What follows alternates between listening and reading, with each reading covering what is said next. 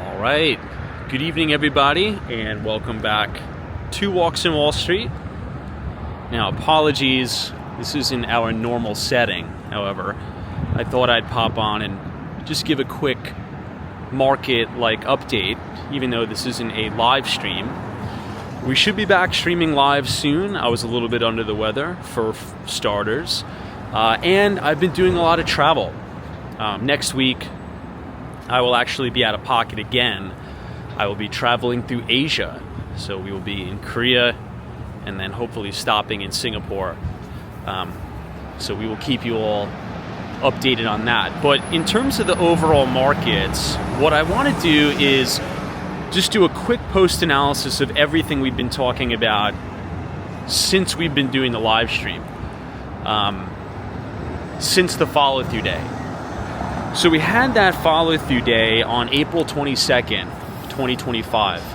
That was when the market first started to follow through. And if you remember correctly, nobody bought that follow-through day, right? Everyone thought the market was going to make a new third leg down, if you will. There was so much negativity surrounding the Trump administration, tariffs, everything.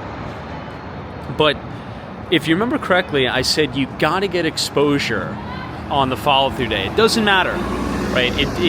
Markets bottom when the news and the sentiment is the worst.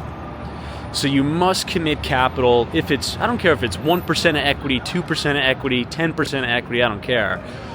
If you get a follow-through day, you got to keep your buy list fresh and buy your top, let's say 4 to 5 names in the market, right?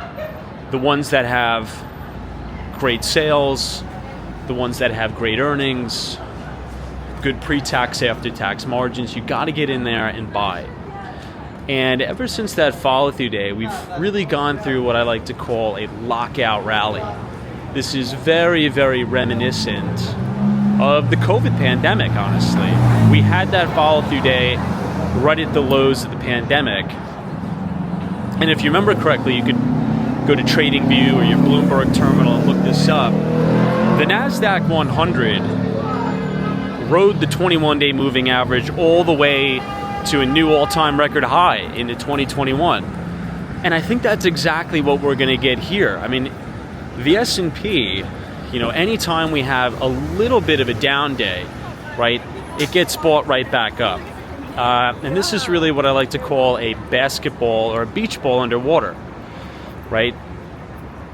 If you've ever, went swimming, playing around with the beach ball, you hold it under the water. When you release that, your hand from the beach ball goes shooting way up to the sky. And that is extreme, extreme strength in this market.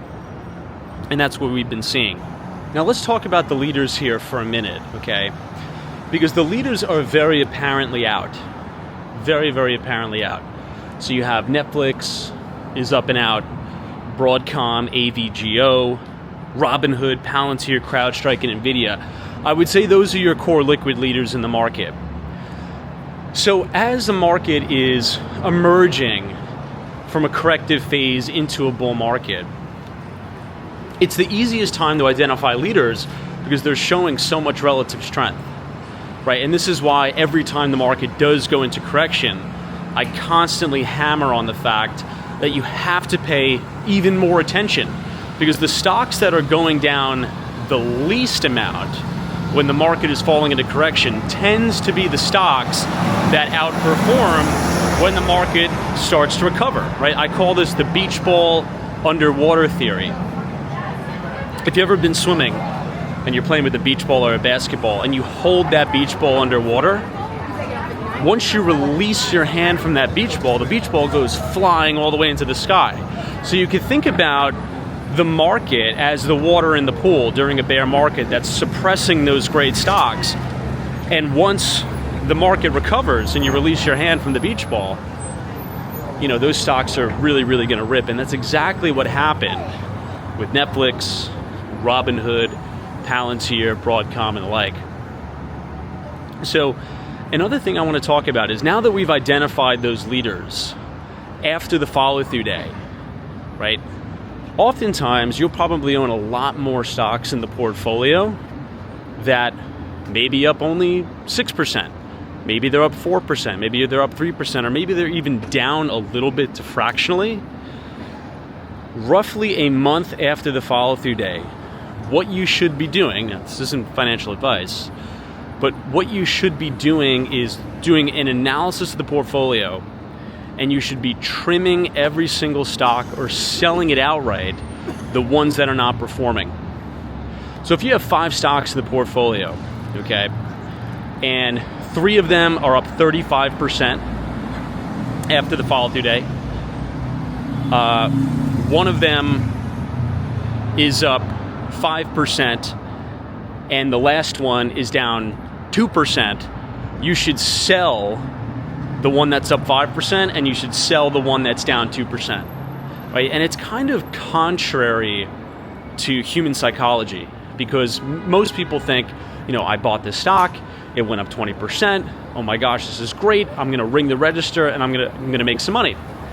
And they'll be like, oh, the stocks that are down, that I'm losing a little bit of money on, I'm gonna give them a little bit of time to recover, right? I'm gonna give them some time to see if that stock rebounds. That's exactly what you're not supposed to do, right? Kind of the way I learned, and how it was explained to me by a really good friend of mine who's a prominent hedge fund manager on the street, is think about it if you're like a coach of a basketball team, right? And you have 5 players on the field, or on the court in this case. Now, if you have 3 players that every time they go down the court, they score the basketball, and the other 2, every time they go down the court, they either turn the ball over, miss a shot, make a mistake. Well, are you going to take the players who are scoring the basketball off the court and leave the players who are underperforming in, or are you going to cut the players who are underperforming? Right? It's the same. You could think about it the same thing in a portfolio. The stocks, or the players who are performing well for you, scoring the basketball and making you money, you want to leave them on the court, right? Keep them in the portfolio. But the players, or the stocks that are underperforming, that are not making you money, that are turning the ball over, you got to cut them loose, or you got to sell those stocks. Strength begets strength. And if you do this, and you kind of do a post-analysis after the fact, you'll notice some core common characteristics most of the time about the stocks you sold. Oftentimes, maybe they weren't the stocks with the highest revenue growth or the highest earnings growth. Maybe they didn't have the best pre-tax, after-tax margins. Maybe they had low return on equity. And you'll notice that the stocks that are really in gear are the ones that have lights out revenue growth, earnings growth, very high pre-tax and after-tax margins, and very high return on equity, right? And if you just do an analysis of all the stocks we've been talking about, like Broadcom, Robinhood, Netflix, Palantir, CrowdStrike, NVIDIA, at least one of those stocks, if not all of them, have those characteristics, right? Explosive revenue growth, explosive earnings growth, very high pre-tax, after-tax margins, and high return on equity, right? Also, additionally, if you kind of look at that list, you'll also notice that it falls into at least one of the categories that we've been talking about for main thematic investments, okay, for the next 5 years. And we've talked about this numerous times on the stream, but in my opinion, over the next 5 years, the biggest themes or thematics that I would say is nuclear energy, AI, artificial intelligence, right? Full self-driving, and humanoid robots.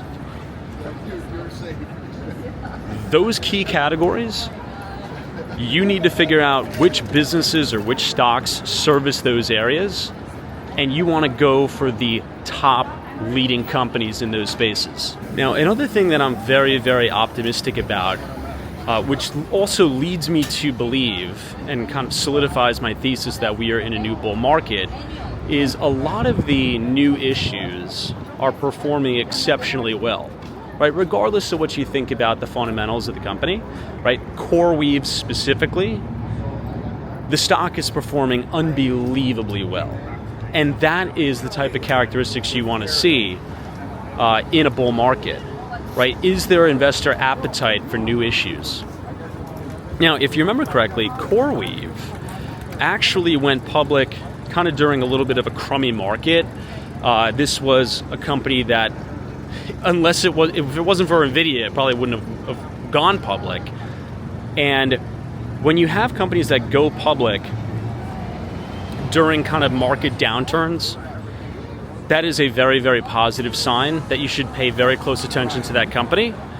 And now that the market is improved, that stock has really, really been taking off. So the investor appetite or risk appetite for new issues in the market is improving significantly. I'd say another new issue, in terms of new to the United States, now on the Nasdaq, is GLXY Digital. And we've talked about this name really almost to the point of ad nauseum.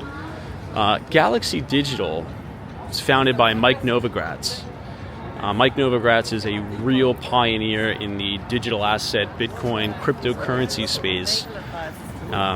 Super talented guy. He got his start on Wall Street at Goldman Sachs, made it to partner when they went public, when Goldman Sachs went public, then branched off, went to Fortress Investments, and now he started GLXY Digital, which essentially services institutional investors and acts as kind of like an onboarding to the digital asset ecosystem, if you will. And they're getting big into data centers. So there's actually two main businesses to GLXY Digital, right? They have the data center business and they have the crypto currency business. So I would keep an eye on that one. These aren't recommendations to buy or sell, but in the overall market sentiment, right? If you're kind of keeping a temperature on the market, I am very, very encouraged by that action on CoreWeave and the appetite for GLXY Digital. So we kind of talked about those themes, right? Nuclear, AI, full self-driving, humanoid robots. We talked about the new issues, CoreWeave and GLXY. One of the things I wanted to really, really focus in on is Robinhood. And we've talked about that thesis, or the bull thesis for Robinhood. The way I am modeling Robinhood stock now is exactly the same case as Charles Schwab when Schwab went public. Now, Charles Schwab at the time, one could argue, was a Robinhood, right? Charles Schwab came on the scene and really disrupted Wall Street and was arguably one of the main discount brokers that kept driving commissions to near zero. You know, Charles Schwab really pioneered that. Then obviously much later came Robinhood with the zero commission trading, right? Which is actually not zero commission. It's just, you know, paid for by payment for order flow. Anyway, that's neither here nor there. But, you know, Schwab went public September 22nd of 1987. And I want you to pull up your Bloomberg terminal or TradingView and go to Charles Schwab's stock price and scroll all the way back to when it went public, September 22nd of 1987. And what you'll notice is the stage one IPO base on Charles Schwab looks almost exactly like the stage one IPO base that we're emerging out of right now on Robinhood, or ticker symbol HOOD. And I truly believe that Robinhood is the Schwab of the millennial and Gen Z generation. And everything that Robinhood is doing is so future focused. So future focused. They just acquired the cryptocurrency exchange. They probably have one of the best user interfaces out of any of the main broker dealers, right? I personally use Interactive Brokers and Charles Schwab, and Interactive Brokers is great, but the user interface comparison to Robinhood is just absolute garbage, right? If you took the average retail trader or the average person and you just plopped them in front of Interactive Brokers, it's a non-starter, right? It doesn't work, right? It's great for a professional investor, but if you want to reach the masses, Robinhood is the platform. So I'm going to make a big claim here, but I really do believe that you might see within our lifetime Robinhood become one of the largest financial institutions in the world. And the way we get there, right, is not only through retail adoption, right? Think about the different businesses that Robinhood is getting involved with right now, right? The prediction markets. This is pretty much just glorified betting and gambling, but the prediction markets is going to have such massive demand for sports betting. I really do believe that within our lifetime, you'll be able to place a bet on anything in Robinhood. Vlad, the CEO, has come out in podcasts and interviews and said that he wants to be able to buy and sell and trade any asset class on Robinhood, whether that's real estate, whether that's digital assets, whether that's equities, commodities, bonds, you name it, you can trade it and transact on Robinhood, and I think you'll see that within our lifetime. This also has to do with the, how should I say this, the digitization of all assets, or the tokenization of all assets. Robinhood is the only brokerage or the only financial institution that is leaning into all this innovation, right? You have Vanguard still coming out and saying they don't want to offer digital assets, Bitcoin and crypto trading to their clients. I think that is a tremendous mistake. Tremendous mistake. If you think about the wealth transfer that is coming down the pike, okay, the Gen Z generation and the millennial generation is about to inherit the most amount of money than any other generation before it. And millennials and Gen Z, for the most part, what do they all have in common? They live in the digital age. They live in the digital world. They transact digitally. I was just talking to an intern. We have this new intern at the office. I was getting coffee with this guy, and this guy doesn't even own a wallet. It was like the funniest thing. I'm like, this kid doesn't even own a wallet. Now, granted, I don't have a wallet either. I use Apple Pay for everything, but that's what the kids do nowadays. They use Venmo for everything. They use digital payments. They use Apple Pay. They use Zelle. Physical cash, the way we transact, is going away. Okay, there was even a Wall Street Journal article that kind of broke the news that the Treasury is not even going to be minting pennies anymore.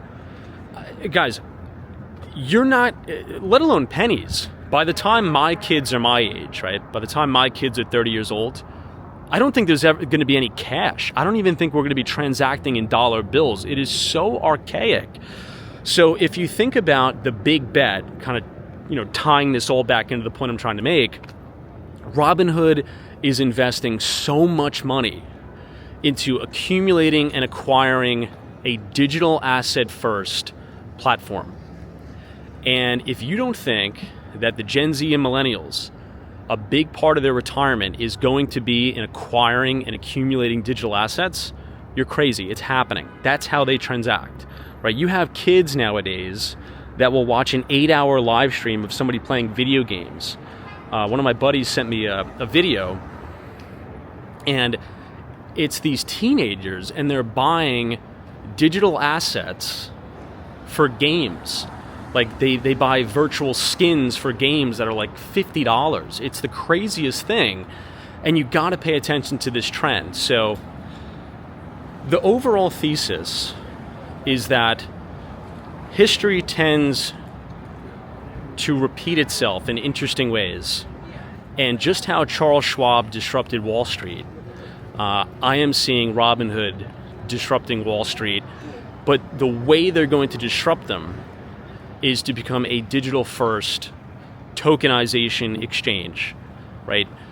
You will be able to have Robinhood incorporated in every part of your life, whether that is a loan at some point, buying and selling Bitcoin, custody, lending. It is going to be a tech-focused, digital asset-focused exchange. And there's no, it's not a surprise why Robinhood is outperforming right now, right?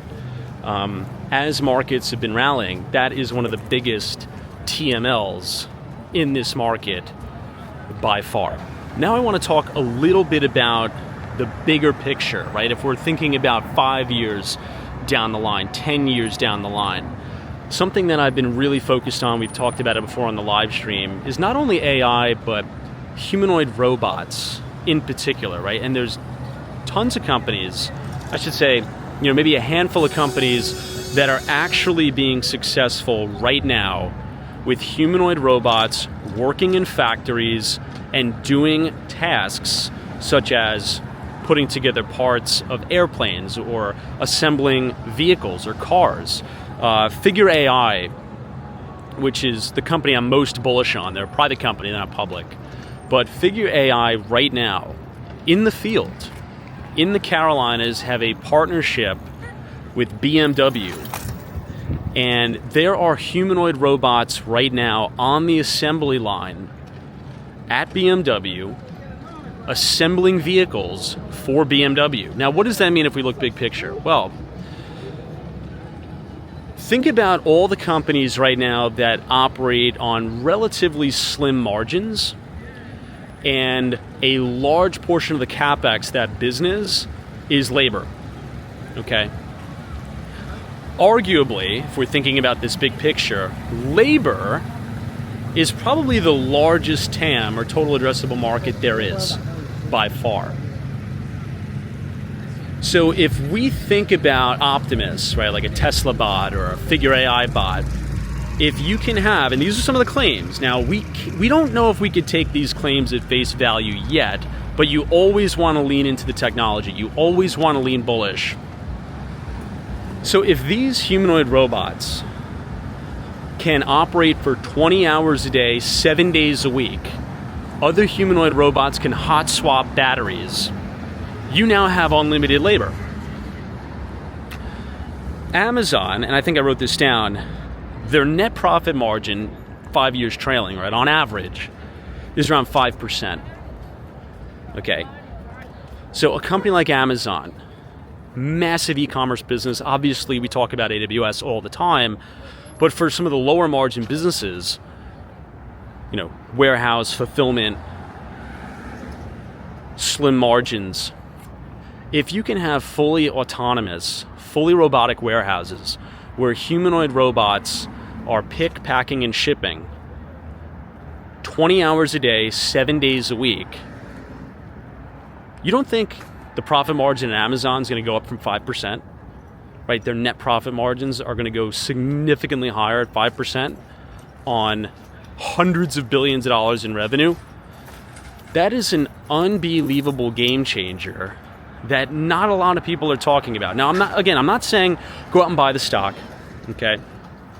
I'm saying watch this trend, right? This goes back to our conversation about thematics in the market, the big themes that you need to have your laser light focus on over the next 5 years, without a doubt, is nuclear energy, AI, full self-driving, and humanoid robots, okay? That is the focus. So think about across the S&P 500. If you have millions, right, and in 10 years, if you listen to Elon Musk, if you listen to Jensen from NVIDIA, they claim that we may have billions of humanoid robots out in the field. You don't think the overall net profit margin of the S&P 500 could increase by 10% as a base case? The mark, that's a double. That's the S&P 500 doubling, okay? So don't get too negative here, okay? I'm not saying the market's going to shoot up overnight. I do think we're in a lockout rally, as we've discussed before. The S&P 500, the Nasdaq is literally riding the 21-day moving average to new all-time record highs, similarly to what it did coming out of the pandemic. The Nasdaq rode the 21-day moving average all the way up to new all-time record highs through 2021. So pay attention to the market right now, right? Pay attention to those big themes. I would turn off the media right now, because the media is going to be hammering on Trump this, Trump that, big beautiful spending bill. It's all nonsense, okay? First off, about the big beautiful spending bill, if you remember correctly when we were doing these live streams, before Trump was elected, I said, look, Trump's a real estate guy, right? Trump quite literally is a real estate developer from New York City. That means he's a spender. He's a debt guy, okay? So the thought that Trump would be like this fiscal conservative is just laughable, but that's beside the point. Trump is a real estate developer from New York City, okay? And if you've ever met a real estate developer before, particularly from New York, it's high leverage, max long, super growth, high risk. Real estate developers are debt people. Okay, anyway, so it's all about the growth. It's all about the growth there. But you got to turn off all of that noise, because I think all the tariff talk is noise. All the bickering and the fighting about the bill is noise. What's not noise is this market ripping, okay? Again, that follow-through day that we had on April 22nd, the S&P 500 was 5,285. Today we closed at 5,970. With so many people being underexposed to this market, there's a lot of institutional investors, hedge funds, that are very, very underexposed to this market, and they're going to need to be sucked in to this market to chase returns. The good thing for us is we're positioned in all those names that we talked about, and we have big cushion. So we can afford some drawdown when these names correct. Now, lastly, to wrap things up here, I want to talk about Bitcoin and gold. So those are two assets that you all know that I love. Bitcoin is the digital gold. It is the future. We're trading at 105,732. Gold is trading, I think, $50 away from a new all-time record high as well.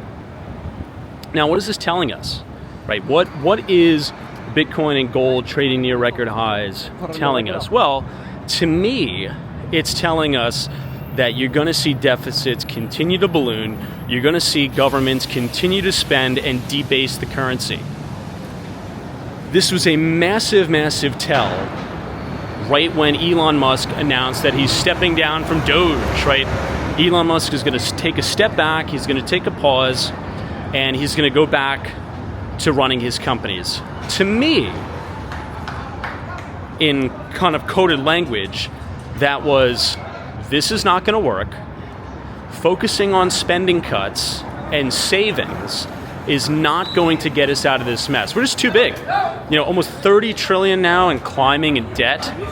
There's no way it is possible to fix a $30 trillion problem trying to save maybe even $1 trillion, right? And that's being like ultra, ultra generous to Elon Musk and Doge. And I love Elon Musk and I love Doge, but I think everybody kind of realizes that the only shot that we have of getting ourselves out of this mess is full sending it on hyper growth in all of those areas that we talked about: nuclear, AI, full self-driving, and humanoid robots. So read between the lines. This administration has come to the conclusion, and I think we all knew this, doesn't matter if you're Republican or Democrat, we all knew this problem is way too big to solve with just cuts. The only solution, which may not even be the solution, but the only shot we have is to try to grow our way out of this. And by Elon Musk stepping down from Doge, focusing on Tesla, focusing on humanoid robots, focusing on Neuralink, that's the growth factor. On the other hand of that, kind of tying us back into how this is bullish for Bitcoin and gold, it means the government's going to spend a lot more money. Just the truth. Doesn't matter if it's a Republican in there, doesn't matter if it's a Democrat in there, they are going to spend and pump and print like you haven't even, you haven't even seen printing, okay? You haven't seen money printing until you see what's down the pike. If you look at M2 money velocity going through the roof, Bitcoin is getting a bid, gold is getting a bid. I'd stay long those two assets. I'm not one of those Bitcoin maximalists that are like, it's only Bitcoin and gold sucks, right? I think it's important to own both, right? I think Bitcoin more so because it's the fastest horse in the race. If you look at the CAGR of Bitcoin, it's like 85% a year. That's the fastest horse in the race there. Unconfiscatable money. The only unconfiscatable asset in the world is Bitcoin. And I think, again, the main thesis is as you have this wealth transfer from the boomers to the millennials to the Gen Z, They are a digital native, digital asset focused generation.